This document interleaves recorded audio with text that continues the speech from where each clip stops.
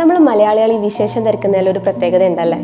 ഒരുപാട് വിശേഷങ്ങൾ ചോദിക്കുകയും പറയുകയൊക്കെ ചെയ്യുമ്പോഴാണ് നമ്മുടെ ആ ഒരു സ്നേഹവും സന്തോഷം, നമ്മുടെ ഒരു താല്പര്യമൊക്കെ അവർക്ക് മനസ്സിലാവുന്നതാണ് നമ്മുടെ വിചാരം. പലപ്പോഴും അവർ ഒത്തിരി അൺകംഫർട്ടബിൾ ആക്കുന്ന ക്വസ്റ്റ്യൻസ് ആയിരിക്കും നമ്മൾ ചോദിക്കാറ്. ജോലിയൊന്നും ആയില്ലേ, കുട്ടികളാവാത്തത് ആരുടെ കുഴപ്പം കൊണ്ടാ, മകൾക്ക് ഇത്രേ കൊടുക്കുന്നുള്ളൂ, മരുമകൾ എത്ര കൊണ്ടുവന്നു, അതിന് വിട്ട് ഇത്തരം ചോദ്യങ്ങളും കാര്യാന്വേഷണങ്ങളും ഒക്കെ ആയിട്ട് ഒരാളുടെ പേഴ്സണൽ സ്പേസിലേക്കാണ് നമ്മൾ കടന്നു കയറുന്നത്. സുഖമാണോ, എന്തൊക്കെയുണ്ട് വിശേഷം എന്ന് നമ്മൾ ചോദിച്ചാൽ നമ്മളോട് പറയാൻ താല്പര്യമുള്ള കാര്യങ്ങൾ അവർ പറയും. അതും വിട്ട് ചികഞ്ഞറിഞ്ഞിട്ട് നമ്മൾക്ക് അവരെ ഏതെങ്കിലും രീതിയിൽ ഹെൽപ്പ് ചെയ്യാനാണോ?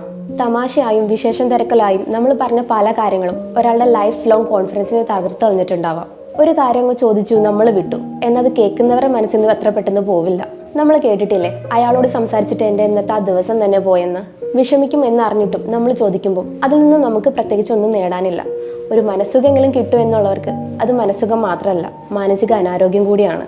എപ്പോഴും മറ്റൊരാളോട് സംസാരിക്കുമ്പോൾ അത് നിങ്ങളുടെ മക്കളോ മരുമക്കളോ ബന്ധുക്കളോ ആരും ആയിക്കോട്ടെ, ആ ഒരാളുടെ പേഴ്സണൽ സ്പേസിനെ കൂടി മാനിച്ചുകൊണ്ട് അവരുടെ സിറ്റുവേഷൻ കൂടി മനസ്സിലാക്കിക്കൊണ്ട് പെരുമാറാൻ ശ്രമിക്കുക.